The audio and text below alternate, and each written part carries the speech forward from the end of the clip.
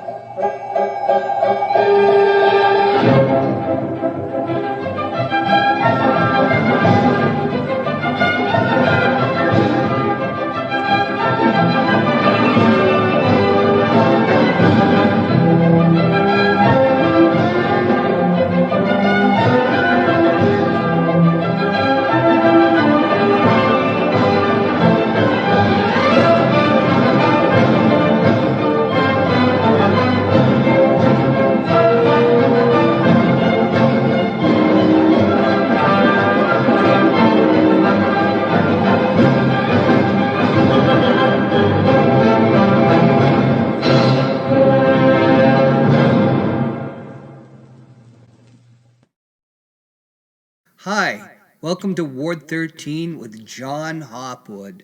Hey, what about last week's election? It brings to mind a phrase my late mother would use sometimes when something out of the blue, something fantastical, something that would just rock you back on the heels would happen. She would say, "Wouldn't that slay your ass?" And God, wouldn't it slay your ass? The Manchester Republicans won an unprecedented victory in the municipal elections. And get this, folks. According to sources, Joe Kelly Lavasser is the inside favorite to become the next chairman of the board. Whether Mayor-elect Jay Rouet will go for that, well, that remains to be seen. The November 7th municipal election was an unprecedented defeat for Queen City Democrats. The party in power not only lost the mayor's office to tyro politico Jay Rouet, a carpetbagger that was corralled into the city race by the state GOP to give the Republicans a leg up in the 2024 gubernatorial race, but they also lost control of the Board of Aldermen, as Republican candidates won 7 of the 14 seats. Count that, 7. 7 of the 14 seats have been won by Republicans. I haven't seen anything like it, but I've only been back in Manchester for 13 years and only covering politics for 10. Hey, you know, that 7-7 split means that with Mayor Rouet voting during any ties, the Republicans will have an effective majority on Organizational Day. That's the day they're sworn into office. And the 2024-25 Board of Mayor and Aldermen meet as a body for the first time after being inaugurated. The board, GOP, also has a potential majority on key votes during the next 2 years. Think about that. It's on Organizational Day 2024 that the chairman of the board of aldermen will be elected, and the majority means great changes are in store. It's on Organizational Day 2024 that the chairman of the Board of Aldermen is elected.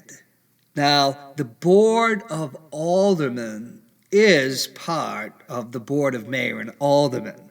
The city charter, which has been cobbled together from various city charters over the years, has this funky structure where there's the mayor, who's considered the CEO of the city and the city government, and there is the alderman, which is the board of aldermen, and they are the board of directors of the city. If you think of it as a corporation, which in the city charter, they're the board of directors. So there is a board of aldermen within the board of mayor and aldermen.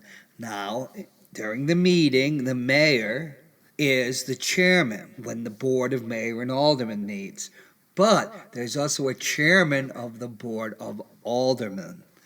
That has been, since I've been covering politics, it was either Danny O'Neill or Pat Long. But let's go back to the 7-7 split that does give the Republicans an effective parliamentary majority on the board of mayor and aldermen. On Organization Day, which is the day that the new board of mayor and aldermen is inaugurated, they leave wherever they're going to be inaugurated in, either the Palace Theater or the Rex Theater. They walk down the street, they go into City Hall, they go up to the third floor and the aldermanic chamber, and then they will vote. They vote on the rules for the 2024-25 year, and then they vote for the chairman of the board. Now, with the 7-7 split, with Mayor Rouet breaking any tie, if the 7 Republicans vote in a block, Rouet's vote gives them the majority. They will pick the next chairman of the board. That could be Joe Kelly Levasseur, and sources on the board from the Republican side say he is most likely to become chairman of the board. Or is he? I mean, Jay Rouet is no dummy. Now, what happens if Jay Rouet doesn't want Joe Kelly Levasseur to be chairman of the board? Well, there's an obvious compromise in Ward 7 Alderman Ross Terrio, but that remains to be seen.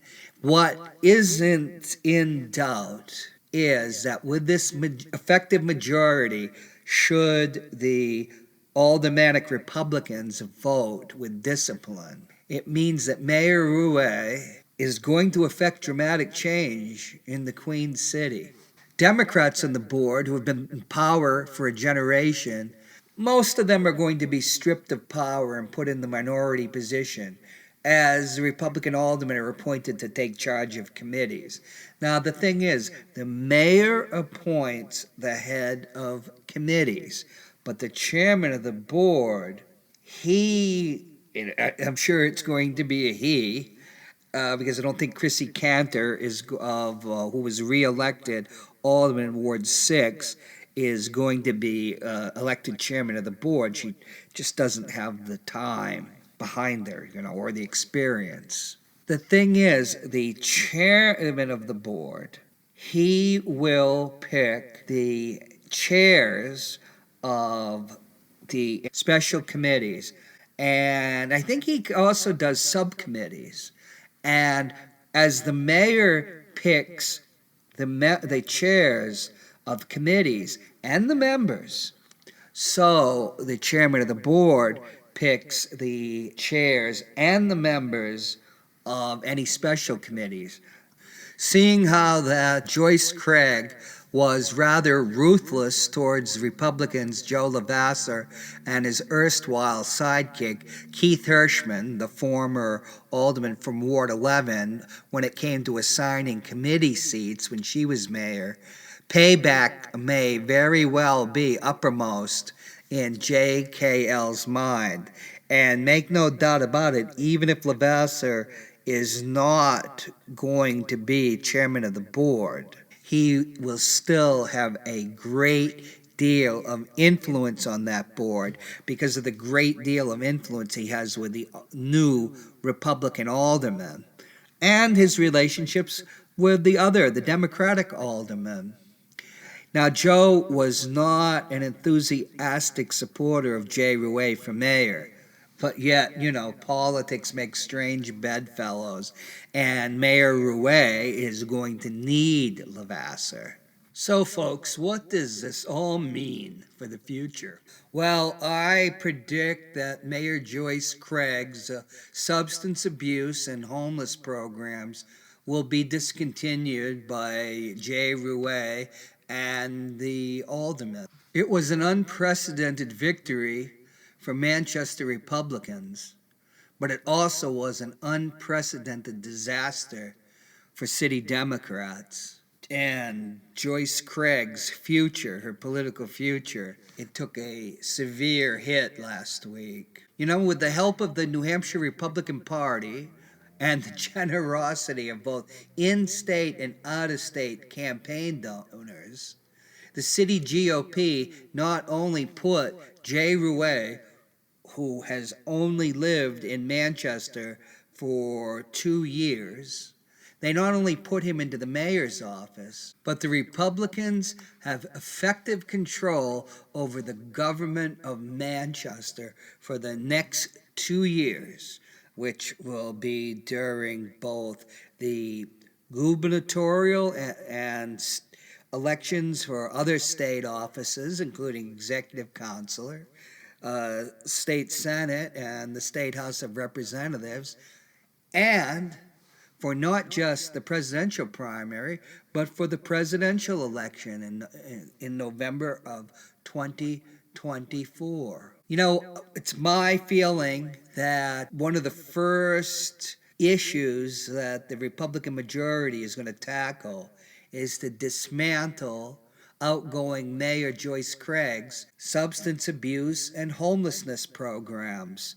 Because after all, she is a candidate for governor, and the Republicans want to hold on to that office naturally.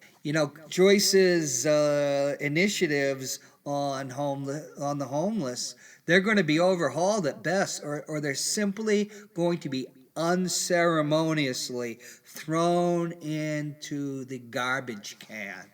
And I could see that her appointee as Manchester's first director of the Department of Housing Policy is going to be terminated.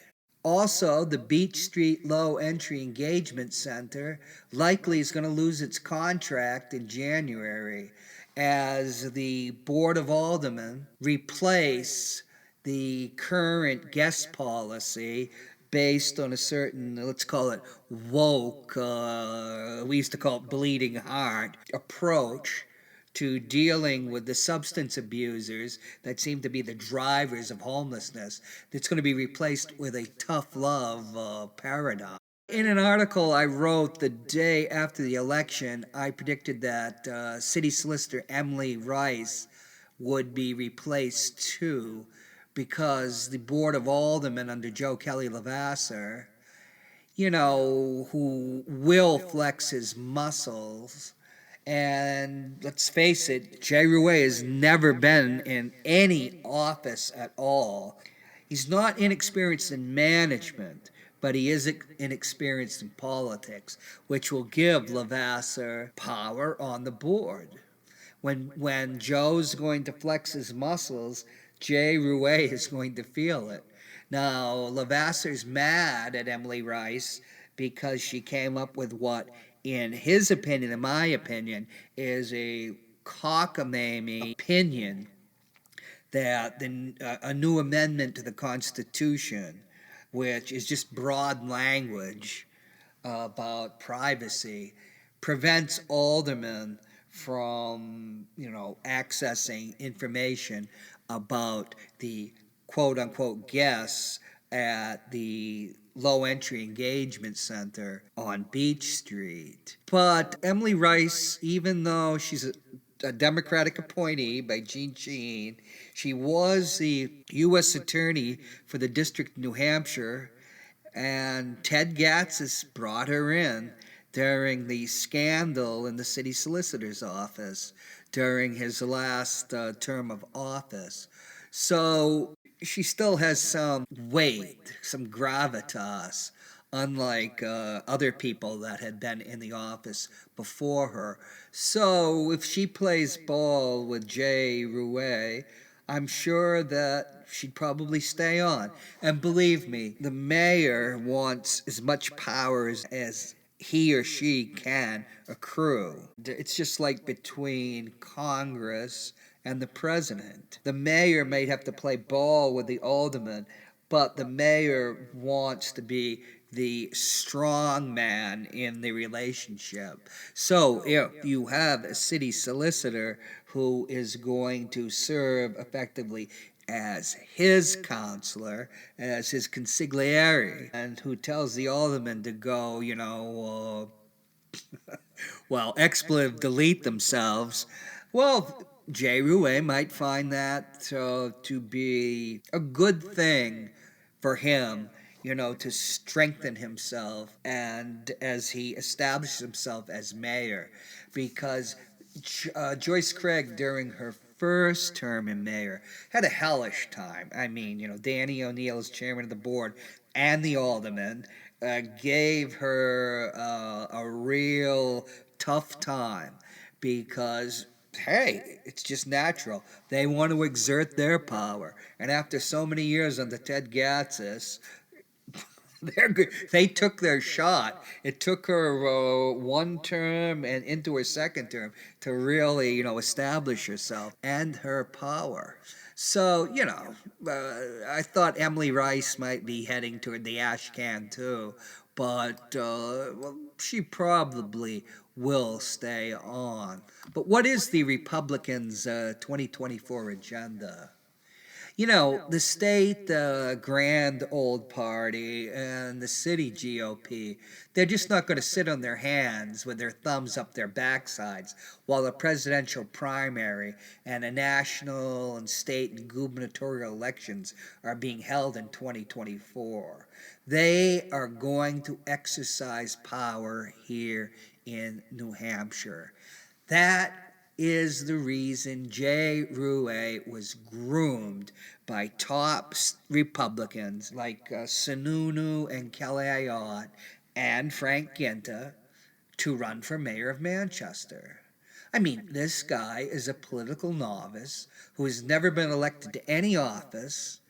Hey, I don't think he's ever participated in any meeting of any elected or appointed board in Manchester government in the 2 years he's been here. Let's get down to brass tacks.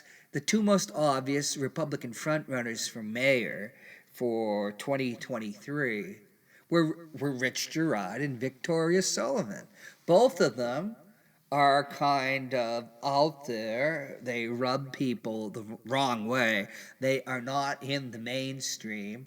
And most importantly, both were two-time losers in mayoral politics. Even if they got the nomination, even if by some miracle, let's say Rich Girard, wound up winning, he would have no coattails to help elect Republican candidates down the ticket.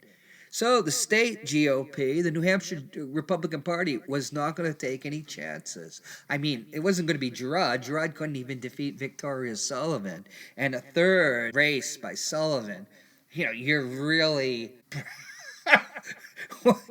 Talk about an absurdity. The state Republicans were seeking control of the Manchester mayor's office for the 2024 election season. We in the press had heard about this well over a year ago. We had heard that former U.S. Senator Kelly Ayotte wanted a Republican in the mayor's office to abet her run for governor. Now, back in 2015, when Jay Rouet was the chief of staff for Frank Ginta. He'd been the campaign manager of the 2014 congressional campaign that Ginta won against Carol Shea Porter. Remember, the two used to flip the seat every 2 years.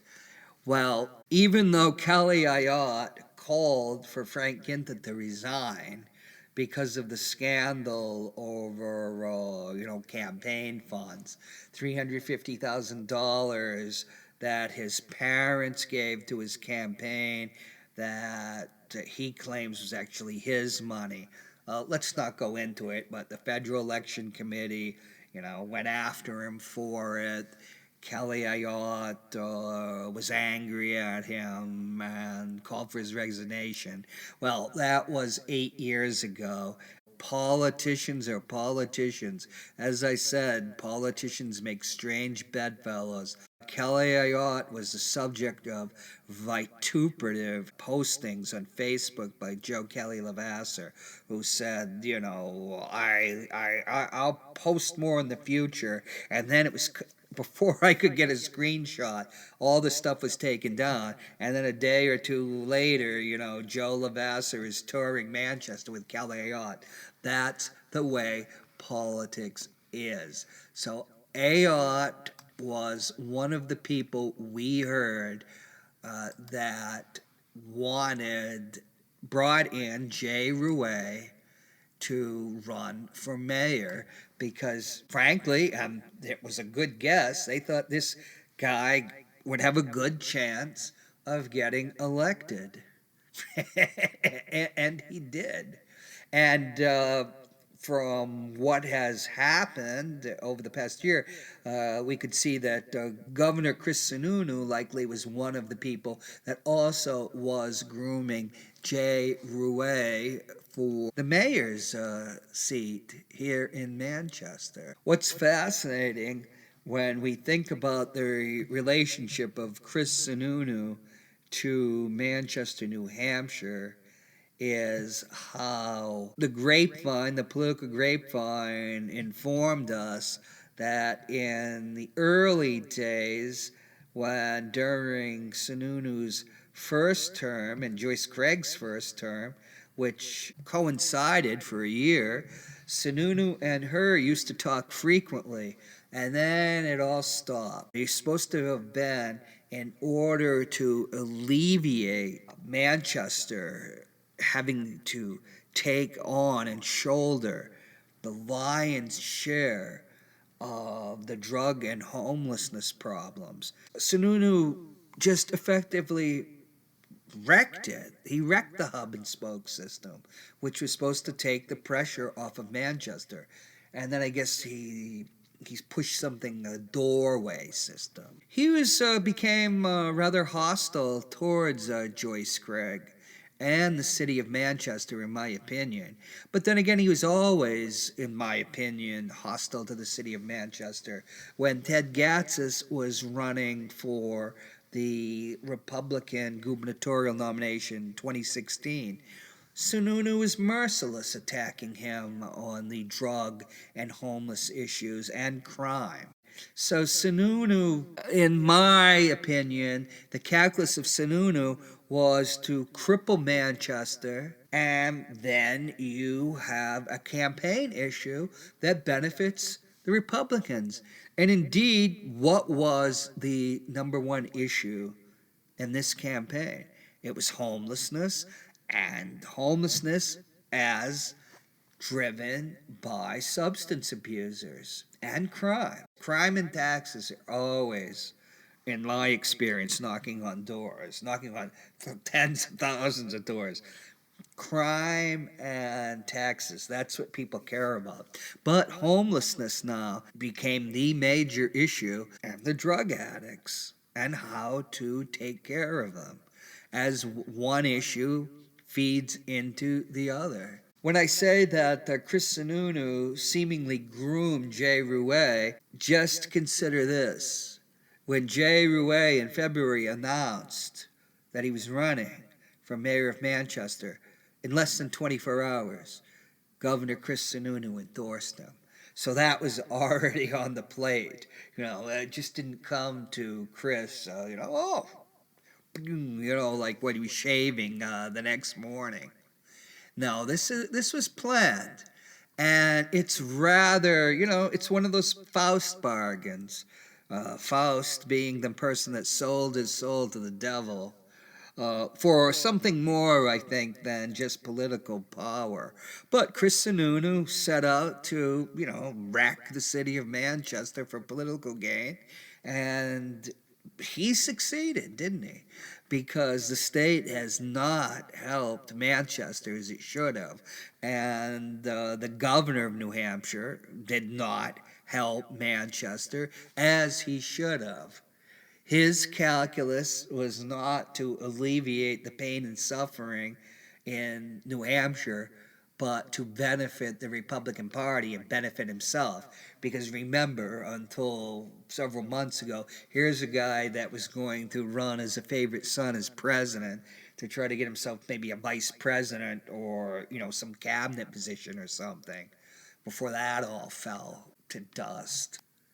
When I think of Chris Sununu, I think of Oscar Wilde and the portrait of Dorian Gray somewhere.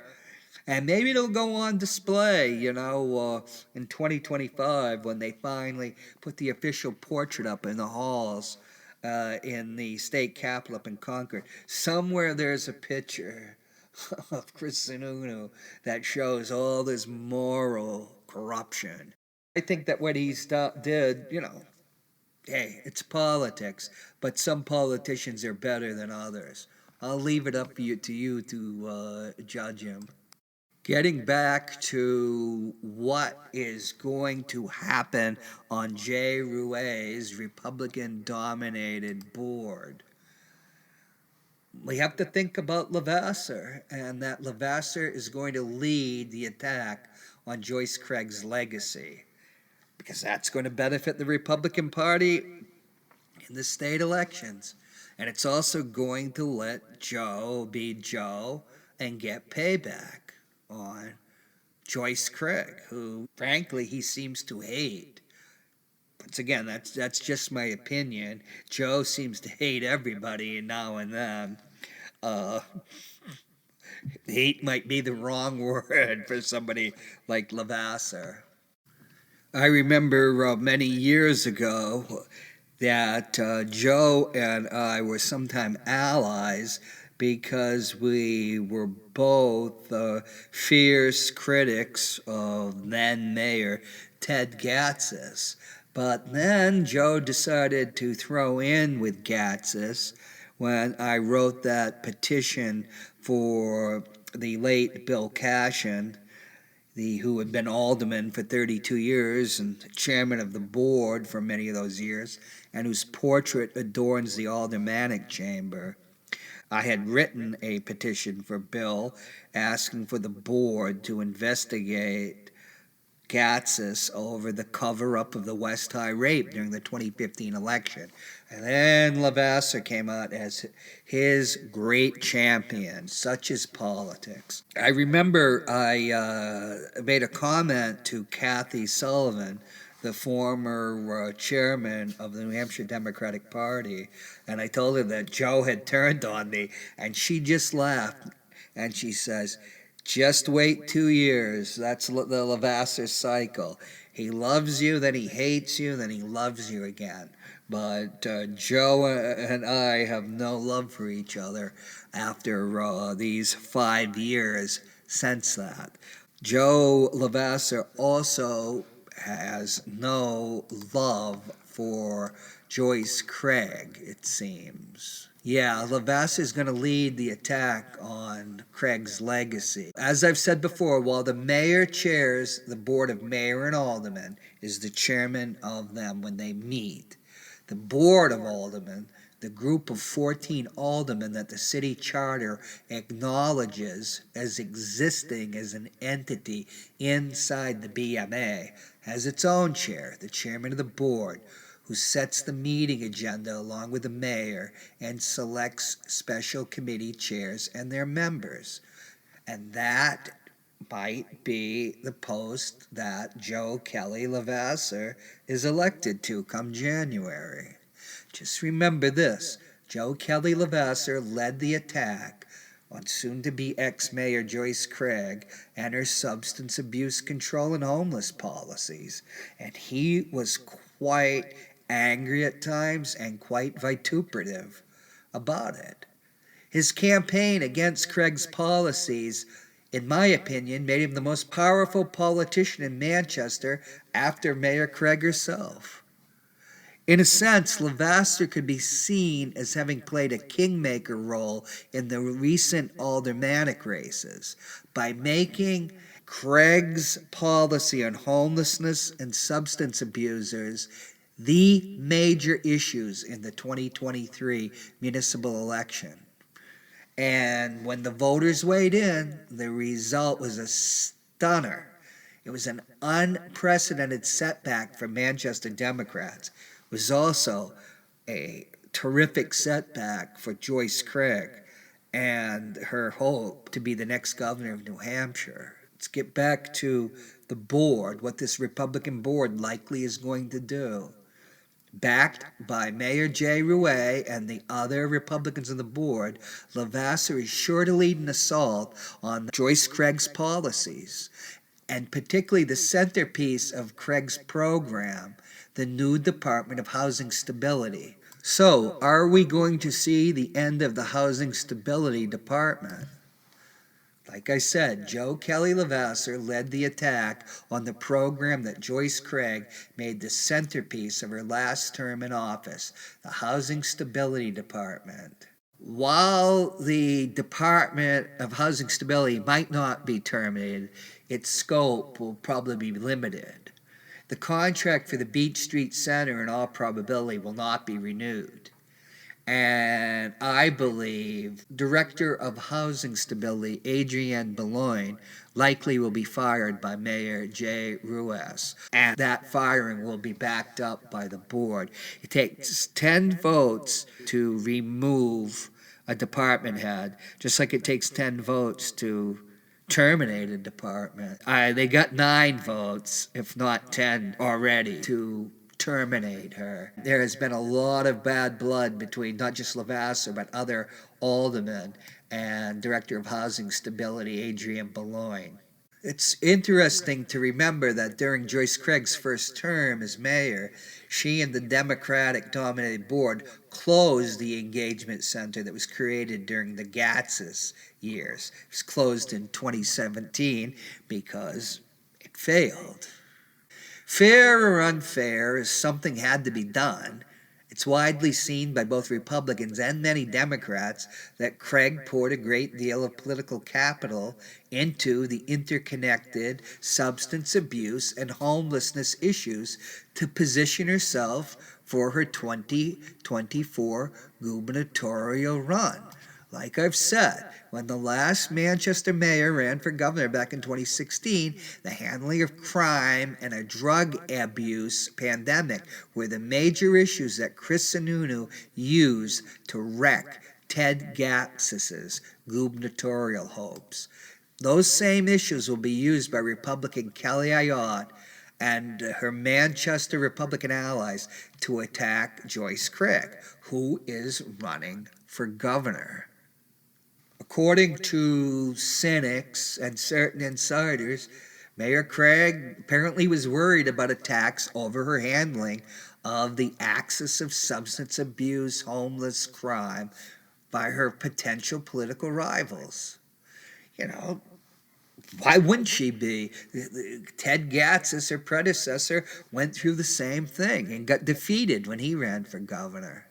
Remember, Gatsis was dealt devastating body blows by Chris Sununu, who held him accountable for the crime and drug abuse that was pandemic in Manchester and which seems to be worse now.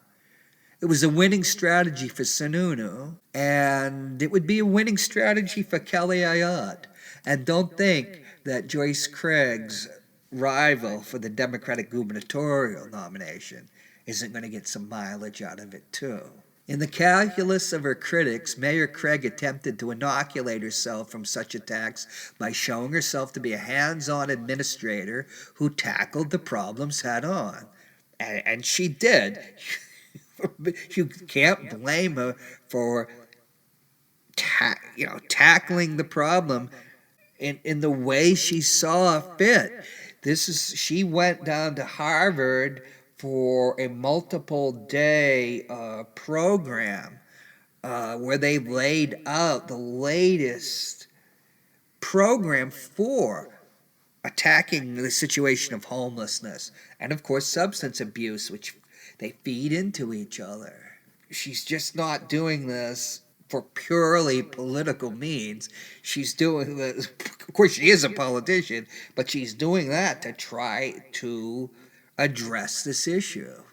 And part of the issue, she elevated the Office of Homeless Initiatives, which was then operating under the fire department, to departmental status. She's also a staunch defender of her second director of homeless initiatives, Adrienne Boulogne, and the centerpiece of Boulogne's program, which is the Beach Street Low Entry Engagement Center. The Beach Street Center is a low-entry shelter whose critics believe it's coddled the homeless and substance abusers. There are sources that say that people were shooting up and using alcohol in the center in the early days.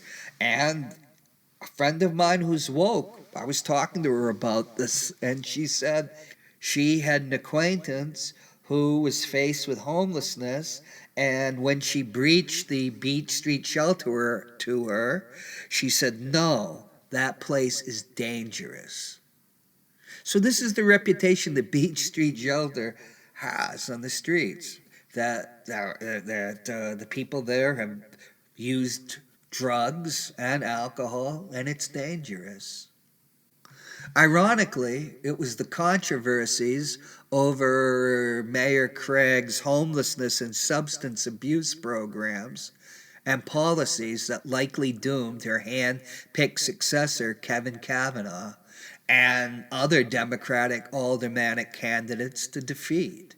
Homelessness and its sister or brethren issue, substance abuse, was the number one issue in the 2023 municipal election. As I've said, it takes 10 votes on the Board of Mayor and Aldermen to terminate a department. Mayor-elect Jay Rouet and the next chairman of the board may very well find the 10 votes to actually abolish the Department of Housing Stability, though a different fate is more likely. Members of the board who were responsible for oversight of substance abuse and homelessness policy before Mayor Craig's third term initiatives periodically clashed with her and Housing Stability Director Boulogne as their opinion and efforts were sidelined.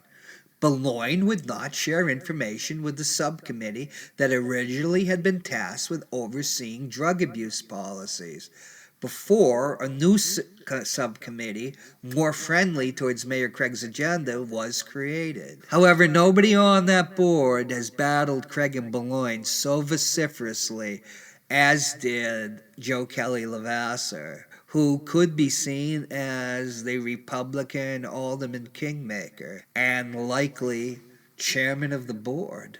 The future of the Beach Street Shelter and of Housing Policy Director Adrienne Boulogne are bleak, in my opinion.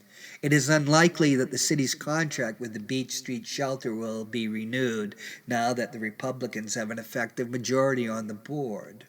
An audit of the running of the shelter is likely. There's little trust between Boulogne's critics and the board. But what of the Department of Housing Stability itself? Might not Mayor Jay Rouet find it a useful vehicle for his own initiatives? Mayor Craig's management of another department likely offers a template of what will happen in the future.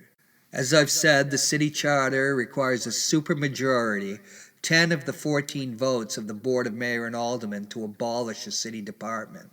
That is why Mayor Joyce Craig relegated a city department she apparently had little use for, that of senior services, to the twilight zone of being put under the suzerainty of the health department. Joe Kelly Levasseur has claimed that her treatment of the senior center effectively stripping it of its departmental status, was retaliation for the senior center manager not supporting Craig's move to make it a part-time homeless shelter during the winter. The senior center manager is not a department head. Mayor Joyce Craig never appointed a replacement for Department of Senior Services Director Gail Seno when she departed. Mayor Craig has talked about it, saying that no one wanted the position, which is interesting because Adrienne Boulogne actually her background was in dealing with homeless seniors. I'm not quite sure if they were homeless, but I know she did deal with seniors in her former job. I'm not going to address the truth or make any conjecture about Levasseur claim that Craig downgraded the Department of Senior Services out of retaliation. But let's be frank about Joe Kelly Levasseur. In my opinion, he is a person that does engage in retaliation. I felt the whip of Joe's penchant for retaliation. Joe Kelly Levasseur under Mayor Jay Rouet is going to be more powerful than he has ever been in his political life. It's my belief that under Levasseur's influence, the Department of Housing Stability will have a fate like that of senior services. It's going to be relegated to also ran status.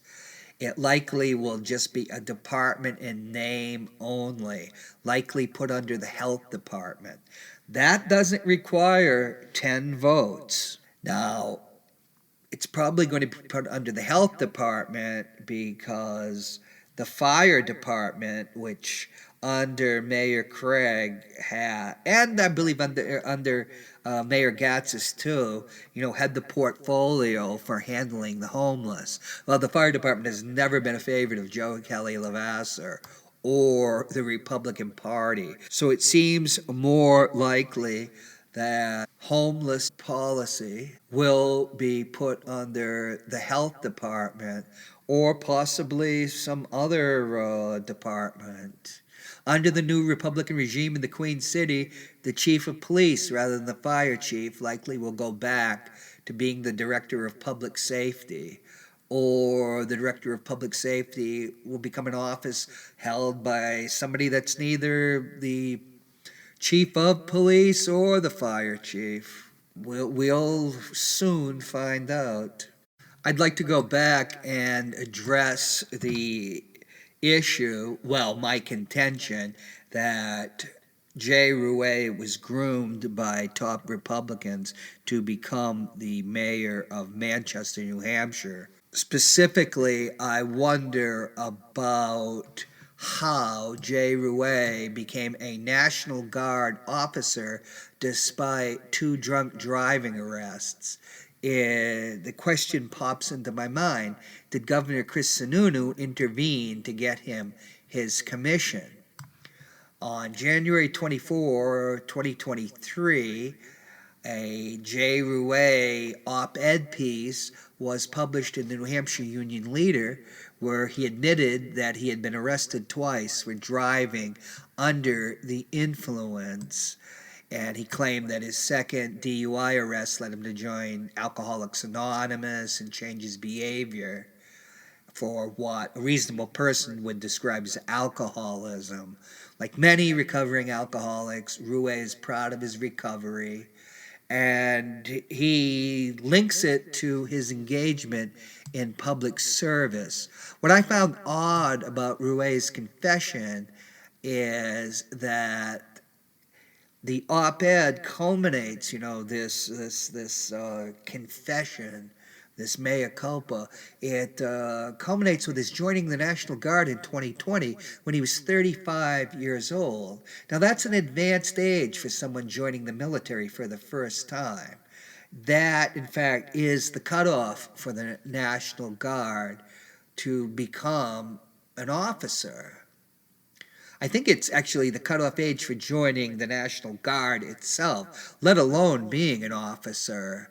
Now, despite his advanced age when joining the National Guard for the first time, I really don't understand how Rouet was eligible to become a commissioned officer. According to online sources, to become a National Guard officer, you have to be eligible to receive a secret security clearance. I myself had a security clearance when I served in the regular army in the 1980s.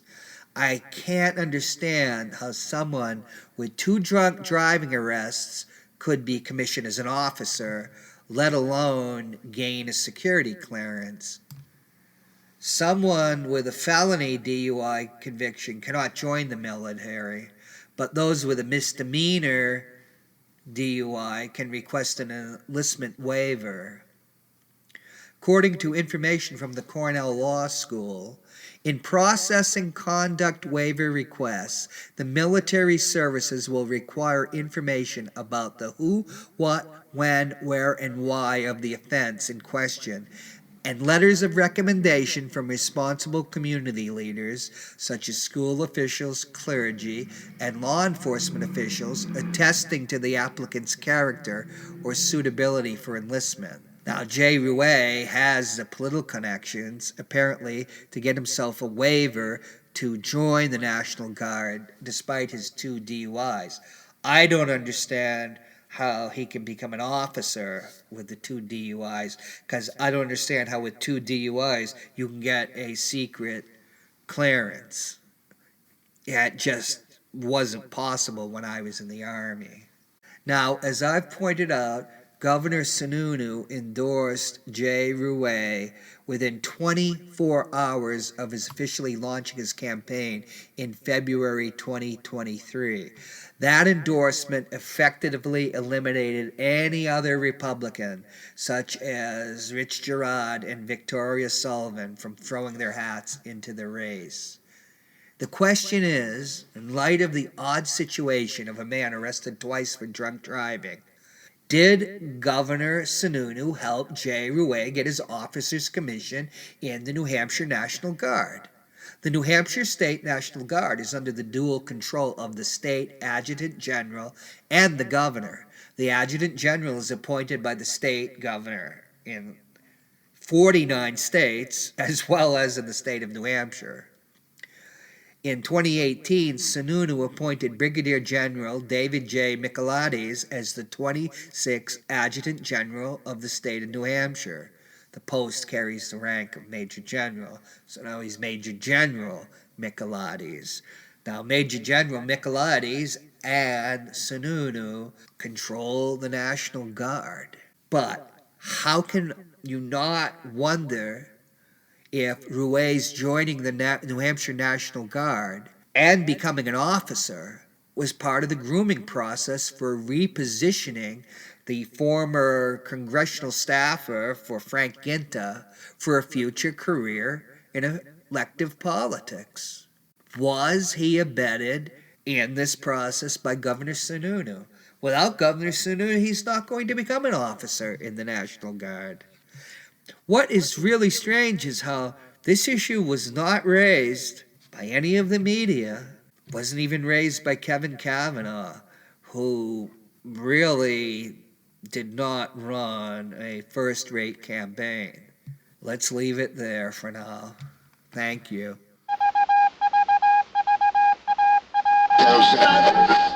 Good evening. I'm here tonight to reiterate my concern for taxpayers in regard to this proposed budget at a time when our citizens are sitting around their kitchen tables talking about where they can cut spending in order to make ends meet. This board is increasing spending and taking on bonds and financial commitments at an alarming rate. Some current and former city employees have actually confided in me that they've witnessed firsthand departmental waste. Many of these employees also stand with the displeasure and disapproval of many of the union bosses, as they only look out for the guys at the top.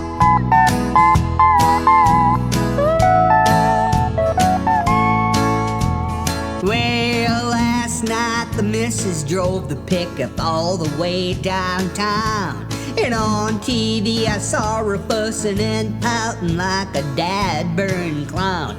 I got the City Hall blues.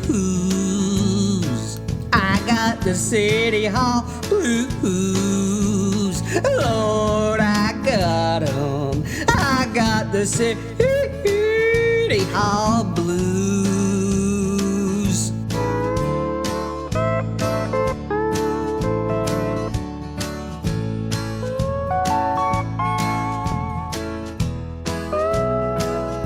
When we lived in Hog Collar, we was happy enough. But we moved to the big city and it's sure been rough. I got the City Hall blues. I got the City Hall blues. Lord, I got 'em.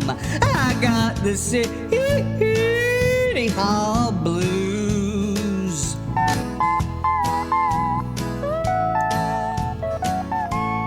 My missus thinks she's the mayor of this whole darn town. Since we arrived in the Queen City, all she does is bitch and frown. I got the City Hall blues.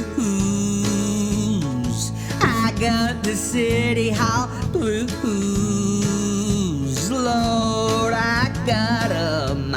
I got the City Hall blues.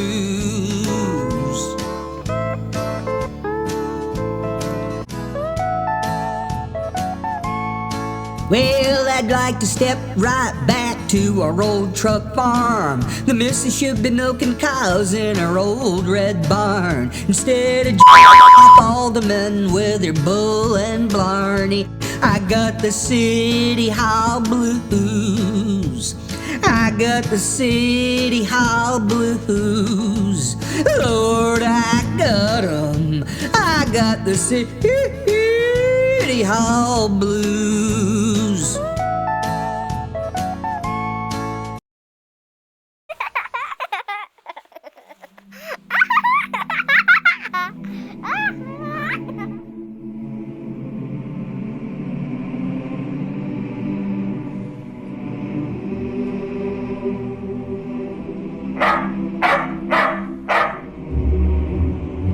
Always look on the bright side of life. Always look on the bright side of life. Some things in life are bad, they can really make you mad. Other things just make you swear and curse. When you're chewing on life's gristle, don't grumble, give a whistle. This'll help things turn out for the best.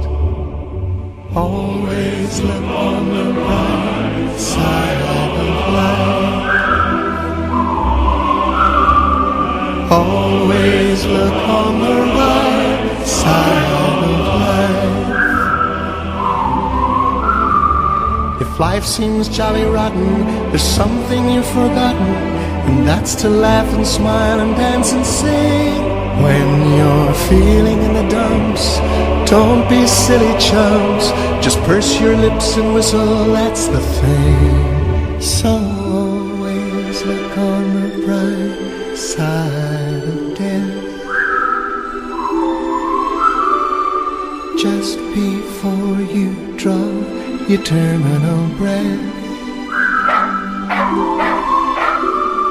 Life's a counterfeit when you look at it. Life's a laugh and death's the joke, it's true. You see, it's all a show, keep them laughing as you go. Just remember the last laugh is on you.